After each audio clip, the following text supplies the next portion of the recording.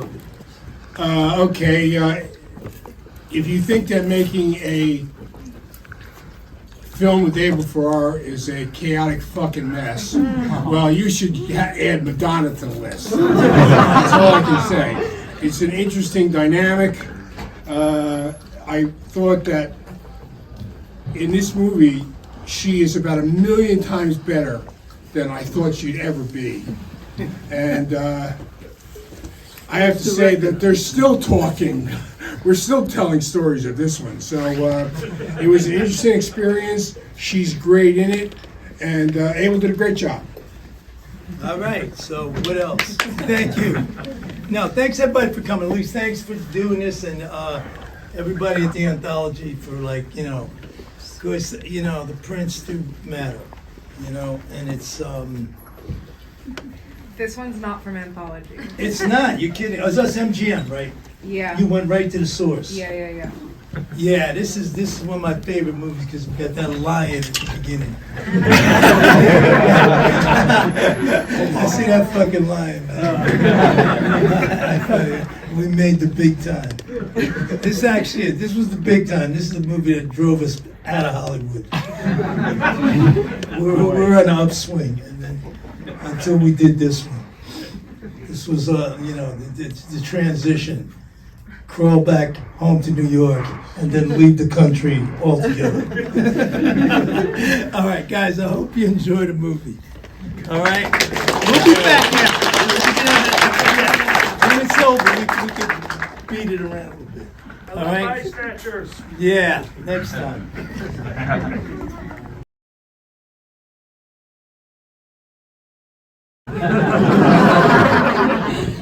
Here's my favorite, one of my favorite stories is, can you hear me?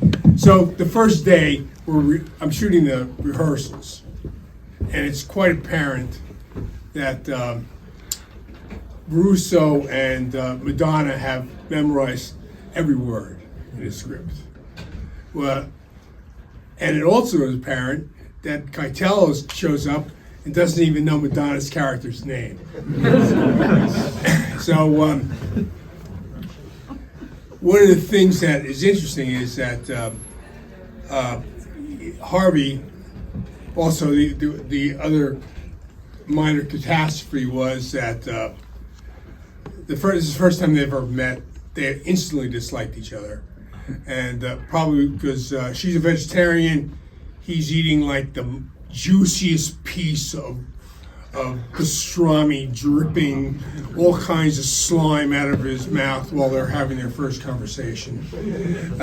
But one of Keitel's big deal always was that he said that the danger is going to the dialogue. And Russo, I know, the longest in the film business. Russo is actually my graduate thesis film at NYU. And he was great then.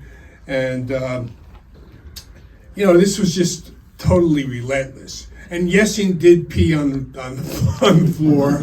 That was, the prop guy was really pissed. Literally. And, yeah. All right, so that's to start the scenario off. Yes. Hardest shot in the whole movie that you remember trying to pull off? I'll tell you what the best shot is in my book. I'm not a big I never was really a two-camera guy. We had two cameras running all the time. Abel's a big two-camera guy. So, you know, the expense of having actually a third camera, because you gotta, in case something goes down one of them, you gotta have a third.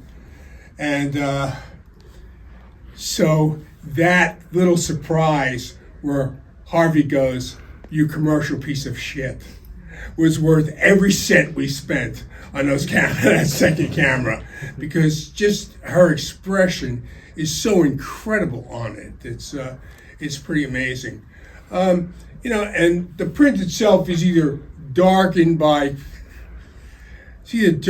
or the projection is about a half stop darker than it really should be. But you know, it's a pleasure seeing it in 35.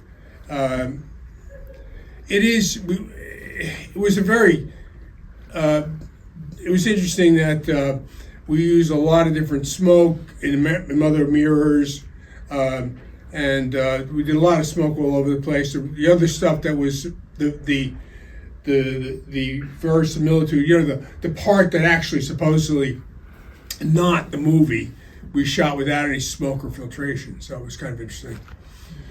Anything else? Yes, sir. Did you shoot some on like Betamax or something? Or Yes, we shot on Beta. I'm waiting for Abel to rescue me. We shot on Beta. We transferred. Actually, there's some stuff on High 8, which Abel shot behind my back, which I didn't particularly care for at that particular time. But look, it's the multi-format thing is great, and I don't know. At the end, when you see Herzog, the interesting thing about that, my personal thing about it, is that his best friend was his DP, and he died. So, it's like what during the filming of Fitzcarraldo, and it took him 5 years to get that boat upriver and over the falls. And to me, it's a brilliant film, but it has to deal with the impossibility and the frustration of doing something that is not a standard movie, which of course is Abel's forte. When you go to see an Abel Ferrara movie, you're not going to see what you see on the normal network TV. I did here he is. A couple years of TV. I did a couple years of TV. It's actually, I would welcome doing whatever Mishigasha this happens a million times better than going back to do another single fucking day of TV. And they would require a armored truck full of money on my front lawn for me to even consider it. You got it? Hey, I got them. So how did it look? I mean, I'm wired up this way. I was just saying, it looked a little darker than I Than I expected. Well, it's old like us. So Anybody with somebody got something to say? Are they waiting for a lecture? Yeah, I always like to hear whenever there's you're filming and everything's going as planned, and then something just comes right out of the blue. I don't know where it's okay, we didn't expect that, but should we keep it going or should we just cut it? Was there any particular moments during the filming of the film that something like that happened? With this what day? Yeah. Yeah. I mean, look, as I tried to say before, when the realization was that nothing was going to be as scripted. In reality, nothing was as it was going to be scripted, and I think that's the gem of it, isn't it? I mean, there is a certain. It breathes. It's alive. Granted, the Mother Mirrors, with all of Nikki's metanoia, is ponderous, depressing, and all other shit. But hey. The thing about this is Nikki had written a script called Sarah, right? In at a certain point in his spiritual evolution, and we spent a long time financing that movie, and I finally did. And he said, "We can't make this movie because it's spiritually bankrupt." And I said, are you fucking kidding? Because he wasn't the money raiser. He was in Peekskill. Anyway, so at the last moment when we had the money and we're going into that thing, he rewrote this piece, and came up with what's called Snake Eyes with the original, the original title. And so he had, his story. I mean, I think that it might be ponderous, but it's a fucking brilliant take. You're a rock and rolling dude with your old lady, and then all of a sudden, she sees the light. You don't. And what happened? Also, at that point, I remember seeing it on the news.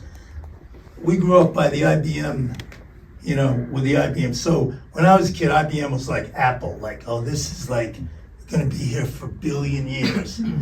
And all the people, you know, they had their better houses than what we had, and they went to a better school and better cars. And then one day, right, not close to the beginning of this movie, they like fired one day half of the fucking place.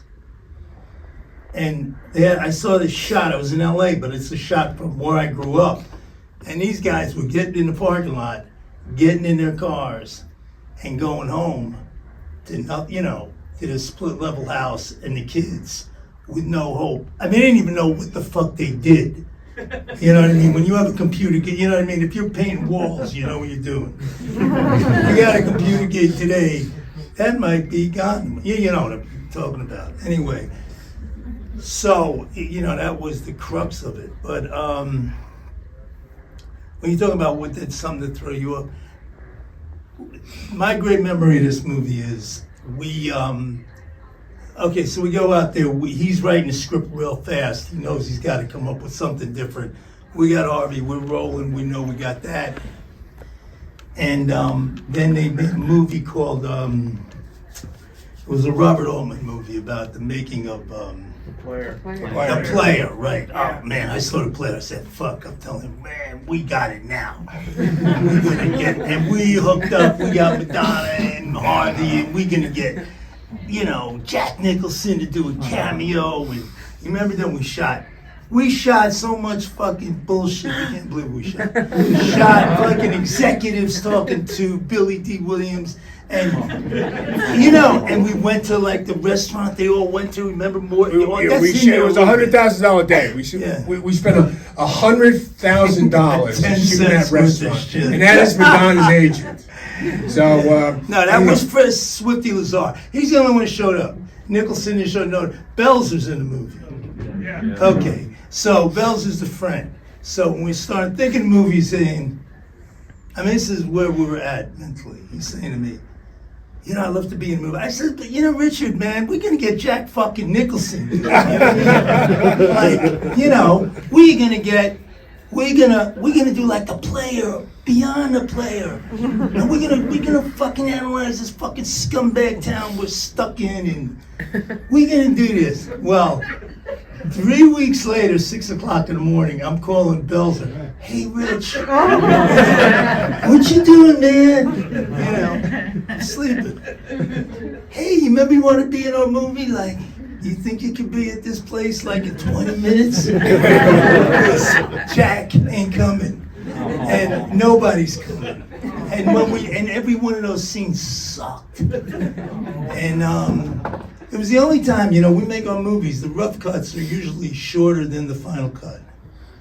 And this, when Tony put this film together, it was Christmas time. right, the 3.5 hour, Yeah, 4 hours. 4 hour first cut. He came over to me and Nikki. We were celebrating Christmas. And Tony, he had 2 cassettes. When I saw those 2 cassettes, they were fucked. It's like, a cassette is 2 hours. You know, and he walked in and he just threw these cassettes on the ground. This is the editor, right? And you got the director and the writer. He throws the fucking 2 cassettes on the ground. He says, hey guys, when you figure out to do with this fucking shit, call me. Okay? But, I mean, you know, I've had enough. Yeah, but Madonna loves the 4 hour pile of shit. This is like, she loves it. Because why? Because it's 4 hours of her yakking away nonstop. That's what. No, it was this backstory of her being a soap opera actress. Remember we shot a whole soap opera, and like scenes in the soap because, oh, she's gonna be a soap opera. Let's get this. I mean, it was.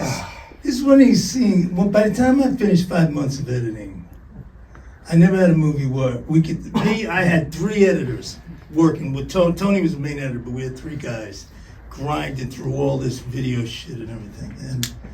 Like I could just tell from her voice, like the minute I heard one, whether we can use it. Anything I saw, no, you know, 100 hours, no problem. That 3 seconds is in. Everything, it was either like it's in the movie or it sucked. There was no like gray area. You think we should put that in? Nah, fuck that, you know. And we basically started the movie in the middle. We took the first hour of the movie and just shit canned it. 2 hours. And we started with the movie I'm about to make, the Mother Mirror. You know, Harvey just, this was Harvey after Bad Lieutenant. Yeah, you know, we took him and the problem is that Harvey is so stellar compared to her. Well, by the way, guess who didn't like the final cut? It wasn't Harvey. That's a hint. James Russo. Yeah, Jimmy. Russo? Russo. Russo, there's other. Russo is the same guy he always is, you know. Yeah. Russo, when he calls me on the phone, it's like that now. I'm surprised he's not yelling, I need these things into my phone.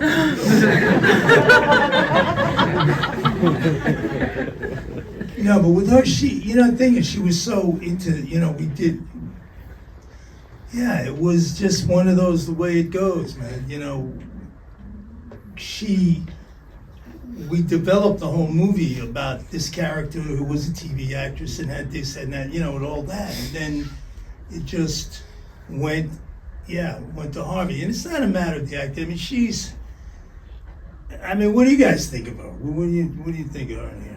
Oh, she's great. She's great. See, they think she's great. And Yes, you're because, bad-mouthing her. well, excuse me. They don't think she's great. When Bad-mouthing finally, her. I would like to point out that on page 6, a certain director asked about the movie and said, I made a movie that was about an actress who was so bad, the director commits suicide at the end and she was perfectly cast. Who was that guy? I mean, that was like, you can say it that way. What's the film about? It's about an actress. But what's the film about? It's about a director with such an ego, he thinks he could do anything. That he can take anything and anybody, and he can bring it to a place. He's also a director who's lying to himself, who doesn't want to accept the fact he doesn't have what he needs to get where he wants to go. And he's going to compromise. He's going to make the initial compromise on who's going to be in it for the money. We didn't get into that part of it. That was the deal. You got her, you got the money. Okay? It's not Madonna. It's not her. It's what are you going to do for the money?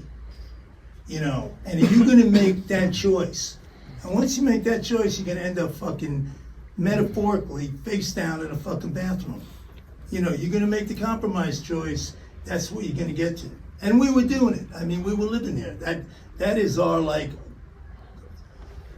ode to LA, really. I mean, because, him and I started, I don't want to, go ahead. No, go, because I was just going to agree. That's like our ode to LA, because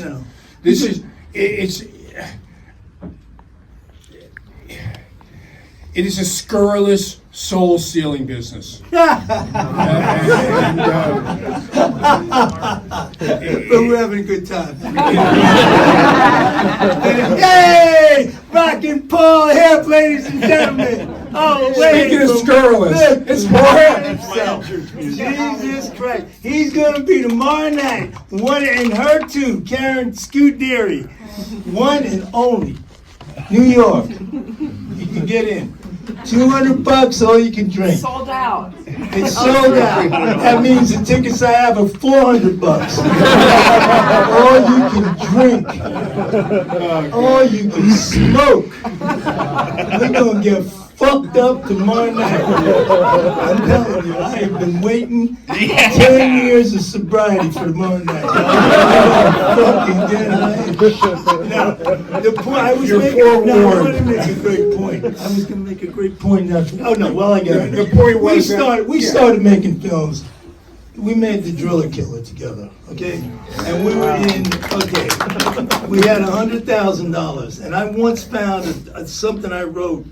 I found it in my mother's house, and it said, if I ever get $100,000 to make a movie, that would be it. My ambition, I would be, don't believe it. Because the minute we made the Driller Killer, we were all together downtown Manhattan, Union Square, not even downtown.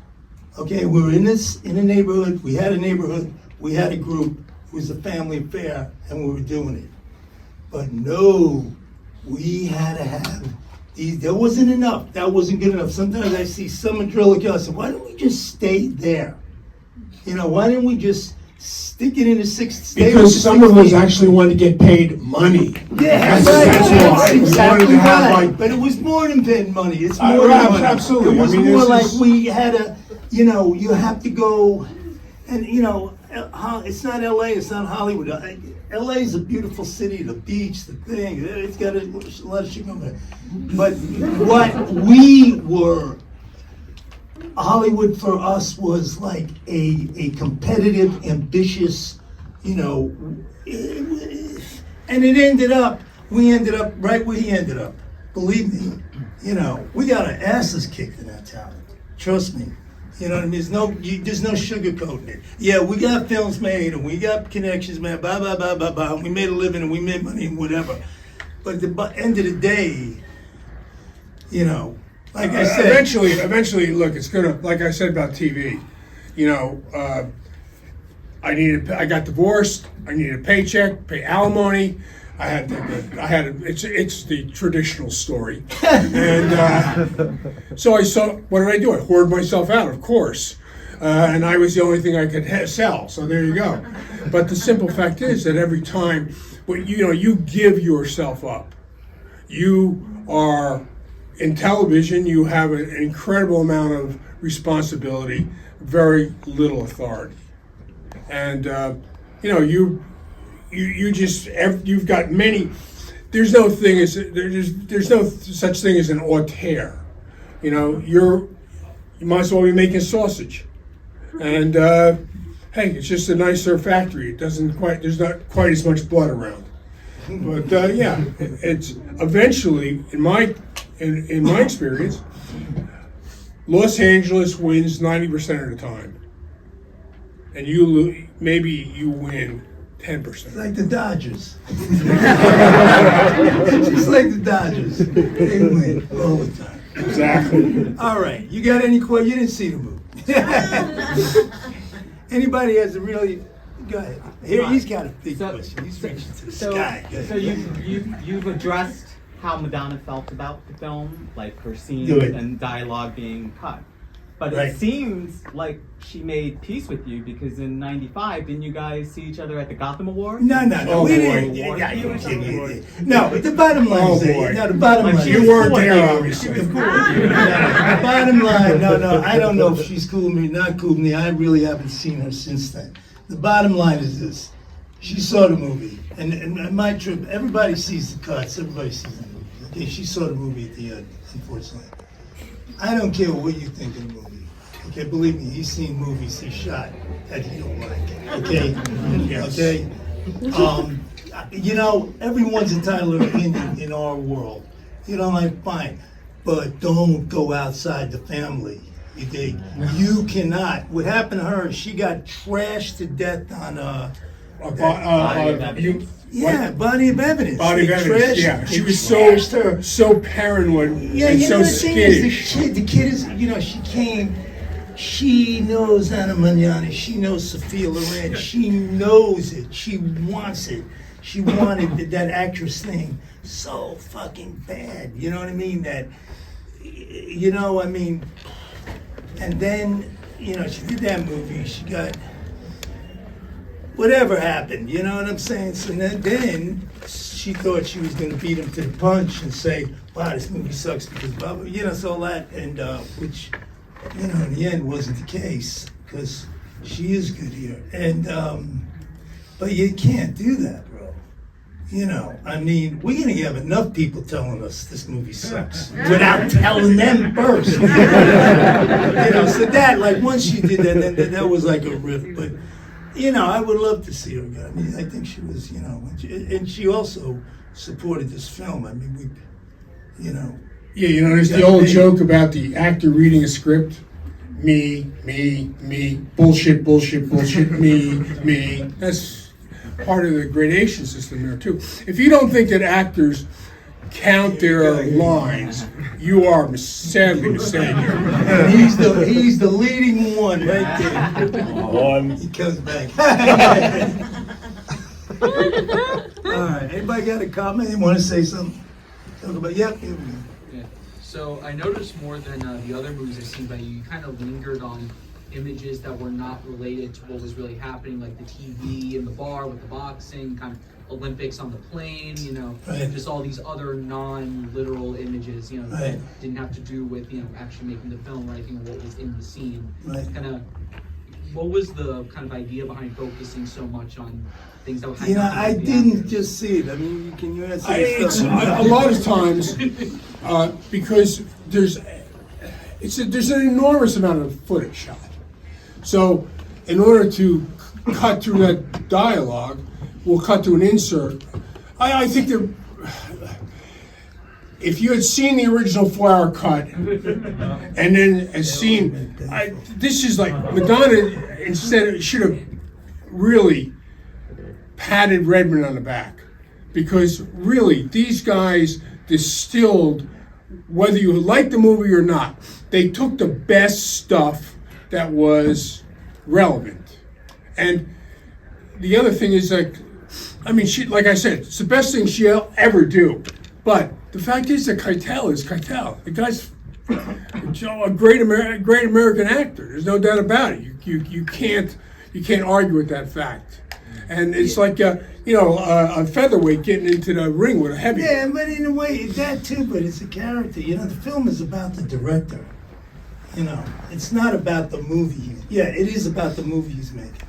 They're characters in the movie. It's about the director. It's about the breakup of marriage. It's not the breakup of Russo and Madonna. That's the fantasy the director is trying to portray, to cover the heartbreak of his own break. I mean, it's a personal movie. I mean, that's my ex-wife in the film.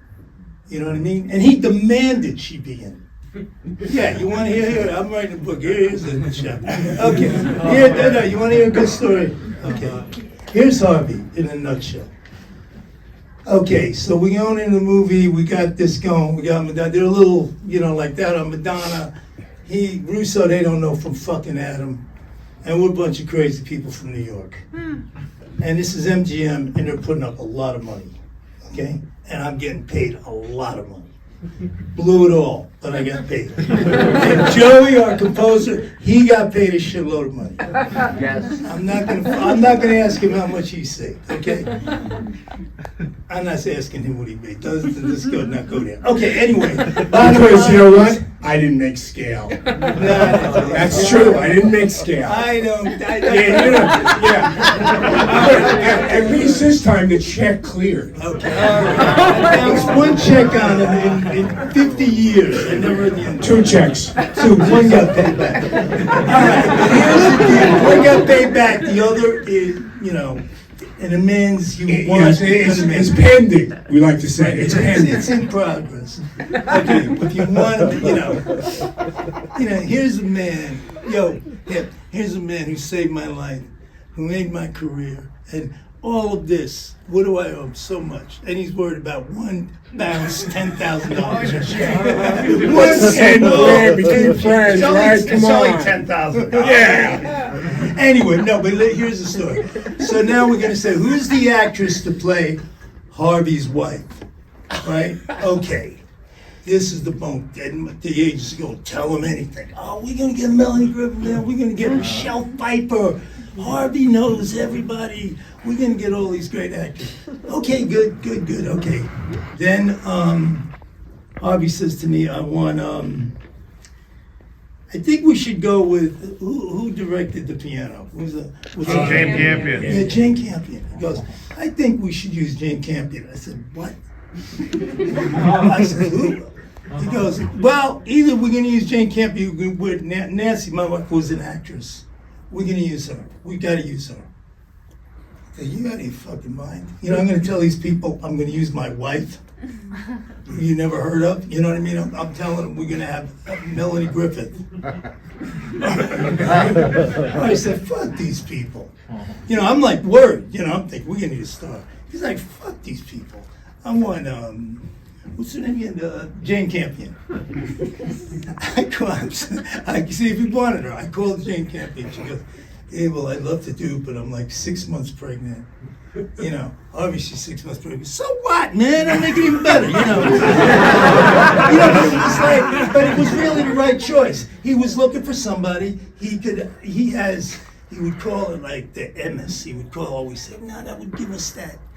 You know what I mean? That's the thing, not the compliment. That would give us that little edge that he would take in there. That he knew, you know, this was the real deal, and that's the real house. And then we did the first scene. Oh my God, you remember that day? Okay, so here, if I'm boring you, just wave your hand, okay? So it's the end of the first week. All these scenes we say suck, we were shooting. I'm saying, this movie sucks. Okay? It was the final Friday. We're shooting. Ed Pressman, I don't know if you know who Ed Pressman is. Okay, and his wife. And now Nancy comes to shoot her first scene. Ed Pressman gets my wife, who likes to drink, not her drunk. Her first scene in like an MGM movie, and she's loaded. And we're shooting with 2 cameras, and I know, and this is the guy who, his name is Alan Ladd Jr. He's like a big fucking honcho. The executives watch all the dailies. They're not used to watching 2 cameras. We're shooting 2 cameras. Harvey can do anything, he cannot sing. Next minute, they're singing like a song from their bar mitzvah. And then I also said to him, whatever you do, don't go over here, because it's really dark here. We started shooting. I'm walking out. It was this beautiful house up in the Mulholland Drive. There's a swimming pool, and I'm ready to drown myself. And I'm hearing these guys singing. I'm supposed to be directed. I'm looking through the window, and I see them exactly where I told them not to be. 2 cameras, and I'm thinking, what's going to happen when these executives watch this? And I'm ready to fucking kill myself, right? And Madonna's agent comes, walking up. I thought this was the last shot of the week. And she's in the movie too, Madonna's agent. So she got a big agent at CAA. She walks up, and my first thing was, oh my God, we got to do a scene with her. Why is she here? You know what I mean? Now I got to do another scene. This is torture. She goes to me, she says, they're going to shut down the movie, right? And I'm thinking, what a brilliant idea. After the first week of this fucking movie, I said, they're going to shut down the movie. That's fucking genius, man. You know what I mean? Really, that's interesting, right? And then we all went home, and then I get a call from, not Ovitz, who's Ovitz's partner that ran CAA? Who's the guy who said Jeffrey? What's his name? What's his name? He was no. This guy. These are guys that started CAA. He's like the biggest. I forget what the fuck. He's a cool guy. Anyway, he's like Ovitz. He was the most powerful guy in the world. He was her agent, and you know, I mean, so the head of the studio wanted to shut the film down, and I get a call from him from Mexico. He says, what's going on? I says, you tell me that. I hear they're going to shut this film down. He says, nobody's shutting nothing down. Like, they ain't shutting my fucking client's movie down. You out of your mind. You know, she's got the #1 book in the country, the #1 record in the country. What do you think? You know, we're going to make the movie and throw it away. We're not going to shut it, you know, we're not going to have bad publicity like that. He goes, no, this is the best advice anybody give you. He says, no, man, don't worry about it. Everything's going to be fine. Have a good weekend. Don't answer the phone. That's really why he called me, actually. You don't have a good weekend. Don't answer the phone. Don't talk to nobody.